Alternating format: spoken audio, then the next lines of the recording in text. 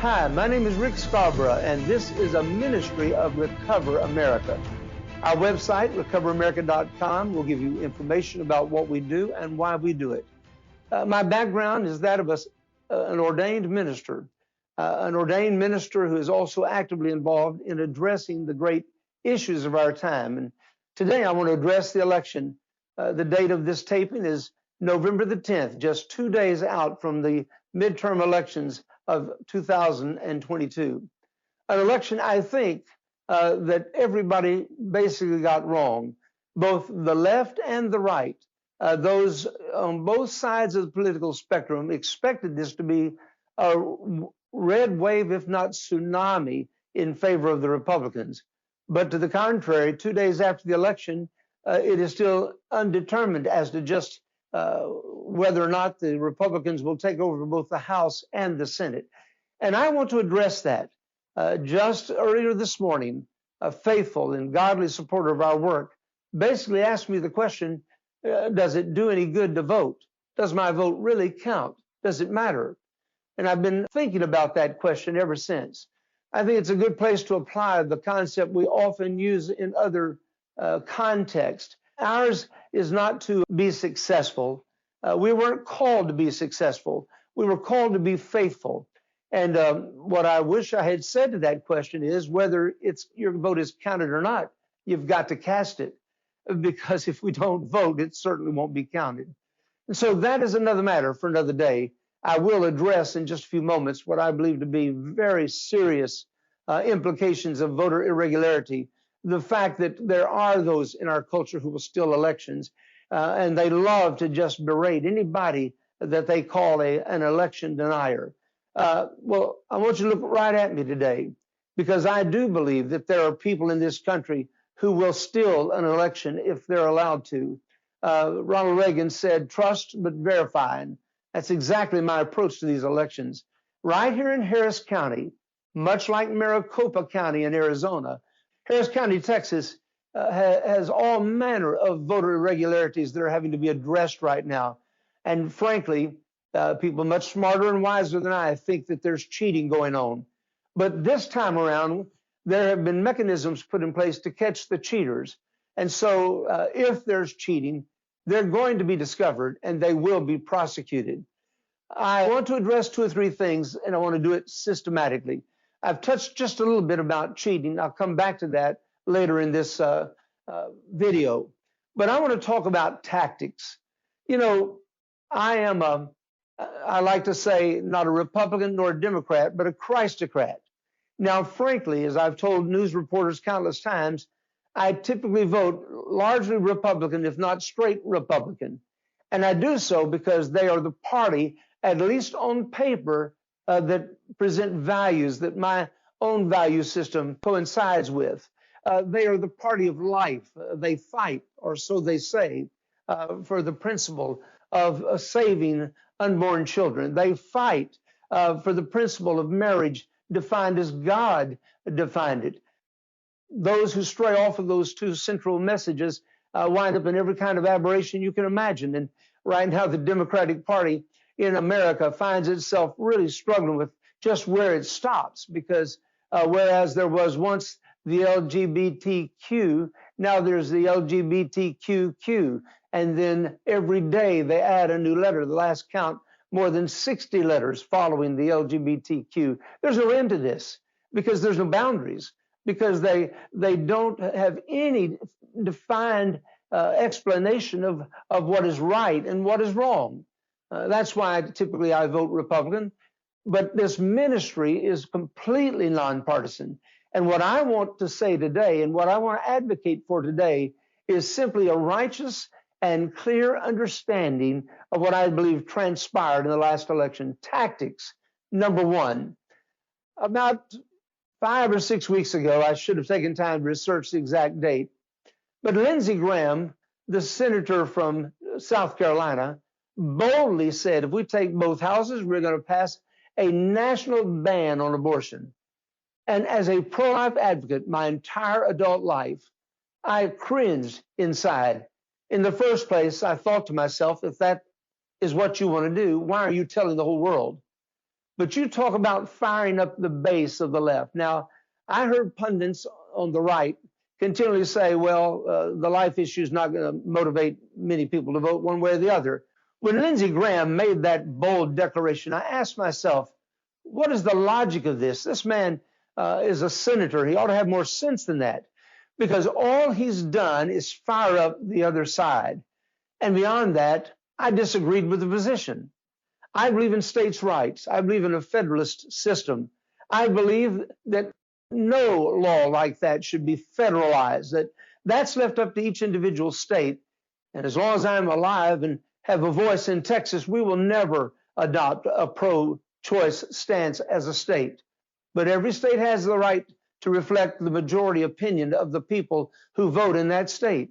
Our state is very pro-life. Florida is very pro-life. Arkansas, very, very pro-life. Louisiana, very pro-life. Alabama, very pro-life. And right on around the horn you can go. A majority of states pro-life. But we don't need a senator from any state dictating policy to the entire country.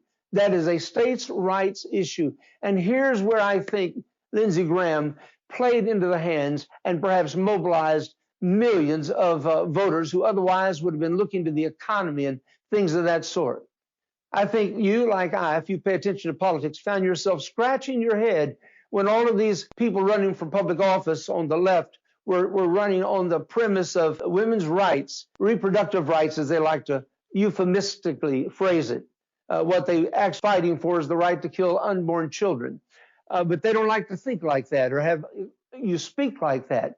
But they were fighting that battle that seemed like a non-battle.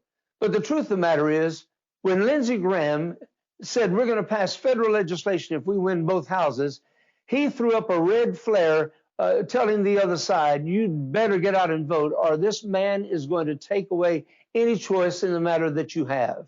There were millions of votes cast on that one issue alone, a single issue that mobilized tens of thousands, if not millions, of pro-choice advocates. Should have never been done. I believe it was tactically the most miserable announcement that could have been made. There is another issue that I want to address. This matter of cheating, which I spoke to briefly at the outset. In Harris County, just like in 2020, at the very outset of voting, doors were locked. Now, these officials who are in charge of our elections, they have 2 years to prepare for every major election that comes around the horn. We had all manner of issues in 2020 to the point that the election official in charge was fired and replaced. And they can't even get keys in the hands of the right people to unlock the doors. Now, they love to say, well, people still were allowed to vote. They didn't have to wait long. Well, they waited 2 to 4 hours in some cases. And then the second issue, much more grievous. As soon as people began casting their ballots in very strategic locations, the voting machines weren't working. I actually was overjoyed when I voted and saw there was a paper ballot. I took my ballot, walked over to another locale in the area where I was voting and put it in a scanner so that my votes were scanned and there was a paper trail. But all across Harris County in strategic places, scanners broke down, didn't work. New scanners were brought in. Once the votes were tabulated, after so much work and effort and millions of dollars expended to advance political positions, suddenly everything went against what the pollsters said would happen. And incumbents were reelected, even though Harris County is one of the most high-infested crime areas in the entire country. Murder rates are skyrocketing. Burglaries are common. I personally had a burglary myself in the last 6 months. An expensive trailer where a chain that couldn't be cut was cut. And I'm not the exception to the rule. Across the country, people are being pummeled, and Harris County leading the pack. And yet these incumbents were reelected by razor-thin margins, and immediately red flags go up, and we ask ourselves, when the scanners were replaced, were they pre-programmed with an alternate vote? An easy way to steal an election. Thankfully, men, some of whom are my good friends, are investigating, and they laid out a strategy to catch such violations. And I trust this will be addressed. Was it a fair election? Only time will tell. In Maricopa County in Arizona, the county that held up the election in 2020 for days, is once again on track to do the exact same thing. And it at least raises the suspicion, are these people literally plotting to steal this election? Time will tell, and I pray God will unveil the truth. For you shall know the truth, and the truth shall set you free. But if we can't have faith in our election systems, if we can't leave the polling place thinking my vote will be counted, then people will just throw up their hands and quit. And that has to be addressed. And I'm fearful that there are forces at work to corrupt our elections in these key battleground counties in the state that can swing an entire election. You know, it was pointed out to me recently that the population of over 5 million in Harris County is more than a number of states. And so we're not talking about small potatoes here. This has to be addressed, and it must be addressed swiftly and correctly. And I'm trusting and praying that it shall be. But now here's the last thing I want to say in this video cast. Jesus on 3 occasions said to those who were listening, a house divided against itself cannot stand. In fact, in both secular literature as well as in the inerrant Word of God, this principle is laid forth, and it's exactly correct, and what I fear more than ever. When I grew up, there were two parties, basically, Republican and Democrat. But back in the 60s, both parties were pro-life. Both parties defined marriage as one man and one woman for life. Over time, the Democratic Party has drifted further and further away from those values. In fact, it is a collection and a hodgepodge of small groups that are aggrieved, and that what draws them together is politicians who have no limits on your money that they'll spend, who promise them solutions for their particular cause. The Democratic Party, in every election, fights face-to-face with the Republican Party almost on equal ground, all the way through the 70s, 80s, 90s, and in the year 2000 up to 2016 or so, they still advocated for God and the Bible. But then something happened. A majority of those who were making decisions in the Democratic Party began to divorce the party completely from God. That infamous airing of their national convention, when the recommendation was to eliminate God from their platform, and manager on the stage realized this was a mistake, and so he rushed up, and when the vote was taken, even though clearly you could hear the majority voting God out of their platform, he said the recommendation fails, and therefore, on paper at least, they kept God in their platform. But if you read their platform today, he's not mentioned. If you read their platform today, it is a sanitized platform to make sure that every lifestyle imaginable can be embraced and not condemned because God just isn't in the platform. Now, I'll confess to you that while God is represented in the Republican platform, the Republicans have their issues as well. And a lot of them are Republican in name only that run the national convention. But the fact of the matter is they couldn't be further apart when it comes to what they advocate for. Now, what does that mean? That means we're a divided nation. How divided are we? In 2000, in that presidential election, George Bush won by less than 500 votes in the state of Florida, giving him all the electoral votes of that state, and that gave him the presidency. And while Al Gore had more votes in terms of just numbers, he lost because of the Electoral College being won by George Bush. Now we come all the way forward to these elections and these battles that are being waged now in 2016, in 2020, in 2022, just razor-thin margins. If the Republicans win the House, it'll be by a few votes. If they happen to win the Senate, it will be by 1 or 2 or 3 votes at the most. In fact, it's coming down now to Georgia, just like it did 2 years ago in a runoff election. And all eyes will be on Georgia. Now, folks, listen carefully. A nation that divided cannot, no matter who wins an election, survive. Jesus gave us the principle. A house divided against itself cannot stand. In fact, in a famous speech by Patrick Henry, his last public speech, battling an issue that he was passionate about, he stood to his feet. This was in 1799, and he preached passionately about the division in his country. And he said, "A house divided against itself shall not stand," upon which he collapsed and was caught as he fell by those standing by. He didn't recover. 2 months later, he was dead. Last words he spoke publicly. Beloved, it rings to this day.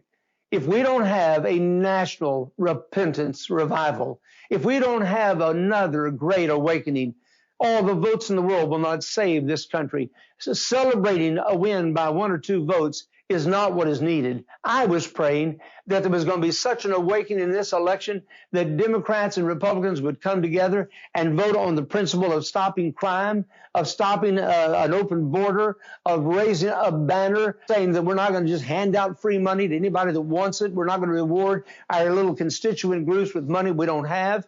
We're not going to continue to spiral into debt that cannot be reversed. That's what I prayed for, and that did not happen. Beloved, this falls back on the church of the living God. If pastors, and biblical pastors who are still preaching the gospel, don't stand up as my own pastor has done over the last several weeks, Dr. Edwin Young, and prophetically address the sins of this culture, if there are not thousands of pastors who don't prophetically address the need for revival in our country, then our country is lost. Now, am I hopeless? Absolutely not. We were in the same position whenever George Whitefield traveled across the great pond and then by horseback traveled from one end to the other to the colonies, preaching the need for repentance. And as a result of his preaching, the bars were closed, the churches were filled, and there was a great awakening that stilled the spine of the patriots who fought for our independence and gave us the greatest nation in the history of the world. But they left something undone. In an effort to bring all the states in, they compromised on slavery. And that great sin brought us to a second revolution of sorts when the South left the North and seceded, resulting in the Civil War. But what won the Civil War? Was it the fact that the North had more bullets and more men and more money? No. What saved this country was the second great awakening, preached by an evangelist who was once an attorney by the name of Charles Finney. He went up and down all the length and breadth and width of this country, and he preached Jesus and him crucified. Other preachers picked up the mantle, and revival began sweeping the North and the South. And that revival saved this republic. That revival reproved slavery. That revival gave an impetus to the underground movement to free the slaves, and ultimately, I believe, gave the revival that was necessary for the country to survive the Civil War when 600,000 men died to free the slaves. Beloved, that's what we must have again. People at the time of the birth of the country said it just couldn't happen, but it did. People preceding the Civil War said the country couldn't be saved. Revival couldn't sweep the country again, but it did. And now, more than ever, faithful people need to pray for and work for a third great awakening. That's the only hope. That's the only hope for this country. That will solve all these issues of crime. That will solve the issues of voting, of cheating at the ballot box. You know, the fear of God cannot be replaced by metal detectors. The fear of God is what restrains evil, but the heart of man must be changed to embrace that God is. So pray with us and work with us to restore this country. We're going to do everything we know to do politically to save this country, but we're also going to preach Jesus and call for that great awakening. I need your help to accomplish this task. We need that third great awakening, and I plead for you to pray with us to see that happen. My name is Rick Scarborough. This is Recover America. Go to our website, recoveramerica.com, and if you're able, make the largest donation you can. We are already preparing for our next big project, the school board elections that take place in May. We're laying the ground table now for that election. We need to move the church so that our children can be saved from the indoctrination and over-sexualization that is taking place in our public schools. Thank you for listening. God bless you. I hope you have a wonderful day. I want you to understand something. Central to this ministry and central to my own heart is a love and affection for God's people and for this country. Help me love this country back to revival.